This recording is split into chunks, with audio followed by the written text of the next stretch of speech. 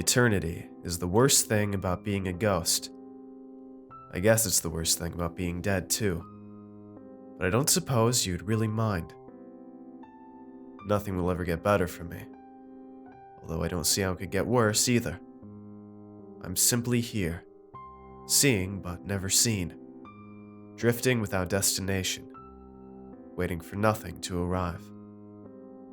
Sleep is my only escape.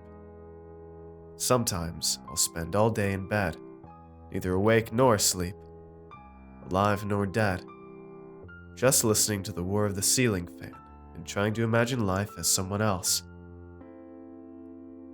Ordinary people must wake up so pleased with their desire to accomplish things, fueled by their pride and their knowledge that their actions matter. They must want to better themselves and take care of their loved ones.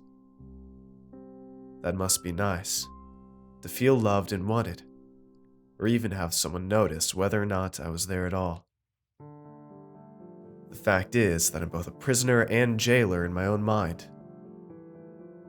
The obvious solution is to simply unlock my own cell and go into the world. It's not that easy. Seeing all the purposeful people living their lives without me, it feels like I'm underwater. Only everyone except me can breathe. And no one notices that I'm drowning right beside them. I did go out today, though, simply to exhaust my restless thoughts and hasten back the temporary death that sleep promised me. I was floating through the park, stealing glances at all the happy people, when something quite miraculous happened. Someone looked at me. Not past me, not by me, not through me. She really saw me. The crease of a smile playing about her lips, her head tracking my movement as I passed. Cool shirt, dude. No angel in heaven has ever sung sweeter words. I was frozen in shock as I watched her go. All it took was a smile, and for a few seconds I was alive again. She was my only link back to the rest of the world, and if she disappeared now, I might never get another chance. I moved to follow her, but stopped short. What was I supposed to do? Chase her? That seemed preposterous. Should I shout after her? Or would that scare her off? What could I even say? She was in her car now. Another glance in my direction. Another smile. I had no choice but to follow, stumbling through the shock, breaking into a run as her engine roared to action. A moment later, and she was gone, taking my heart with her. Maybe I should have just gone home. But the numbness in my life hadn't returned yet, and I couldn't forget how real her smile made me feel. People don't just go to a park by themselves once, do they? All I'd have to do is wait for her to come back. Faces, people, blurring together and passing by. I waited for her in the park. Sun or rain or midnight frost, it couldn't hurt me now. I tried to rehearse 1,000 things to say, to make her understand how much her smile had meant to me, but nothing felt right. It didn't matter anyway, because the moment I saw her again, all words and thoughts were purged from my mind, replaced only by a desperate, unfamiliar hope. It was almost dark, and she was walking fast, but I knew it was her as surely as I could recognize the moon behind a cloud. Someone was following her, his voice raised and angry. Every once in a while, she'd turn over her shoulder to shout something back. It seemed like a couple's quarrel, although there was a dangerous edge to the man's voice, which unfroze me from my spot.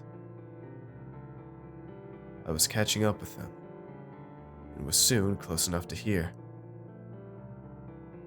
Ungrateful bitch. Where do you think you'd be if I hadn't taken you in? She saw me, Did she see me? I can't tell, but I'd like to think my presence gave her courage. Oh, please. With a pretty face like this, I think I'll be okay. You'll be a fucking whore in a week. Is that what you want? I'm already sleeping with a creep. Might as well get paid for it, right? He didn't see me. He only saw her, his vision blind with rage. She glanced past him and saw me. I'm sure of it this time. But her eyes lingered for too long. He was on top of her now, grabbing her arm and dragging her into him. Don't you dare walk away from me. You promised to be mine, and that's what you fucking are. You're...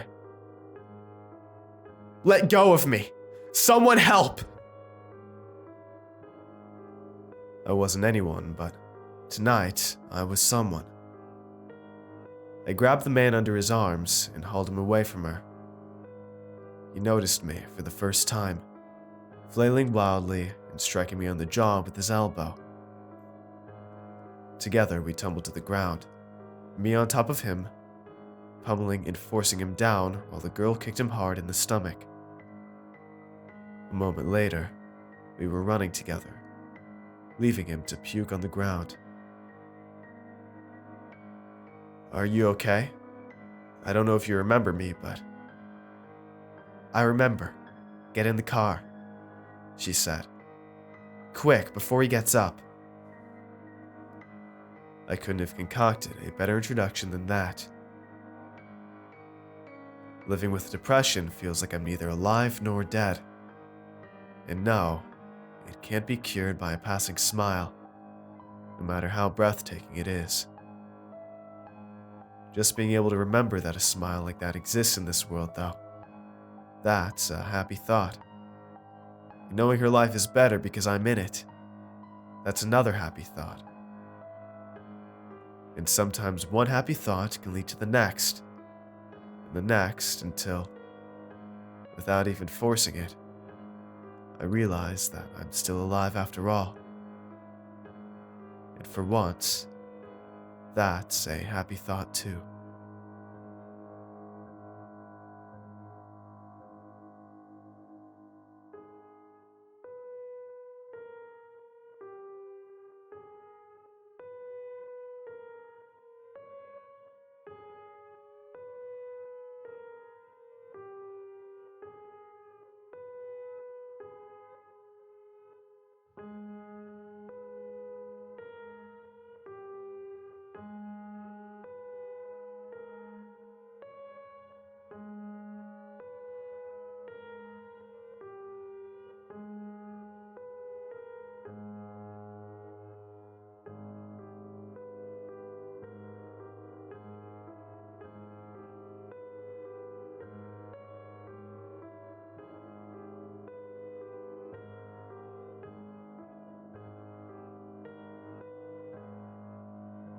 Hey everyone, I hope you enjoyed today's video.